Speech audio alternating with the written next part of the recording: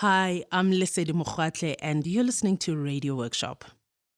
Sadly, it's no longer World Radio Day. That was a couple of weeks ago. But since we love radio so much, we're still celebrating, still feeling that radio love.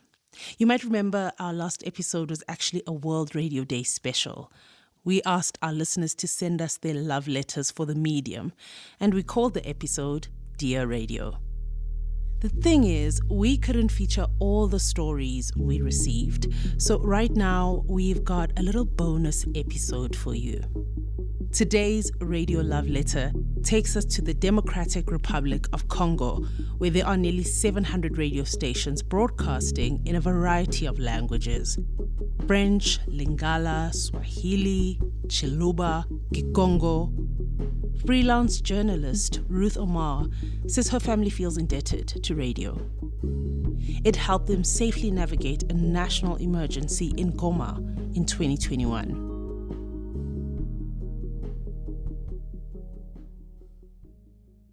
It was Saturday. I arrived home from church at 7 p.m. to find my mother in the kitchen out back. She was frying some chicken legs. I watched as she carefully removed the pieces from the frying oil. She put a few more pieces in, and the frying oil crackled so loud, I'm sure our neighbors could hear it. We hear everything from their house over the fence. And that night, we heard something troubling from next door. Grandmother, the volcano is erupting. My mother looked at me, worried. Then she took the saucepan off the stove and ran into the house. I ran out the street. Outside, our street was full of confused people. The clouds in the sky were red. Towards the north of the city, there was a glimmer of fire, maybe a forest burning or something. I couldn't tell. But it was frightening. The last time Nyiragongo volcano erupted, our family house was in the path of the lava flow, and it burned to the ground. Rumors about fires circulated on Twitter and Facebook. By 8 p.m., I was worried. I told my mother that we needed to get ready to evacuate. My mother, brother, and I each rushed to our rooms trying to gather whatever we could carry. I didn't know what to take or what to leave, so I only packed important documents, my passport, yellow card, and my computer. I called a friend to tell him that we were getting ready to leave.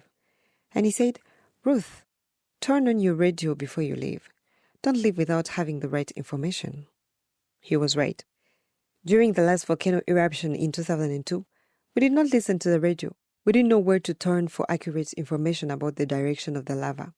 We only left when our neighbor's house behind us got caught in the red-hot magma. We could have died. I wasn't going to make the same mistake twice. I turned on our battery-powered radio and placed it on the wooden table in the living room. The three of us cycled around and waited for an official announcement. Gospel music played. The electricity was off, and the solar bulbs didn't light up the living room much. I lay down on one sofa, my mother on the other. My brother brought a mattress in to sleep on the floor. We were all scared. Scared of the burning red sky, scared of the confusion on social media, hoping that radio would pull through for us. In our dark living room, my mother's face was drawn. Every now and then she would say a prayer. Lord, don't let us lose everything like we did in 2002. The three of us listened silently. We waited around the radio for hours, unable to fall asleep. Outside, the world was quiet. The commotion from earlier had settled. Some of our neighbors had fled. The rest sheltered indoors. The silence was eerie. Then finally, at around 1 a.m., the national anthem came on the radio. I jumped up from the sofa and sat down in front of it. It was a message from the governor. Je porte à la connaissance de la population de la ville de Goma et ses environs que l'observatoire volcanologique confirme l'éruption du volcan Nyiragongo depuis ce 22 mai 2021. His voice confirmed our worst fears, but it also gave us a way forward. It finally felt like we had some control of the situation. We grabbed our suitcases and the radio, loaded them into the car, and we left the house heading for Mugunga and safety.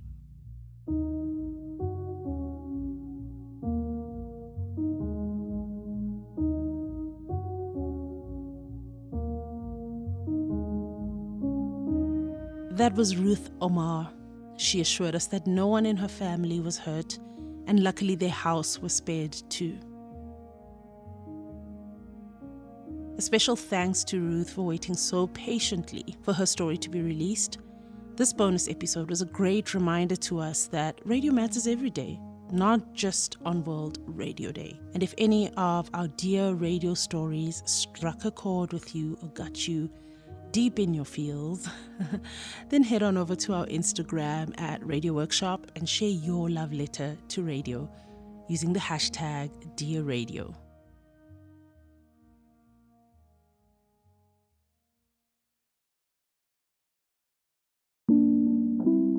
This story was written and narrated by Ruth Omar and produced by Radio Workshop. Producers Joe Jackson and Mo Isu, with research assistance from Annelisa Cantane and Naomi Gruen. Rob Rosenthal and I edited this podcast. Our managing producer is Joe Jackson. Sound engineering by Joe Jackson and Mike Rayfeld. Music by Hamani Sambo at Edible Audio in Cape Town. Additional music by Julius H.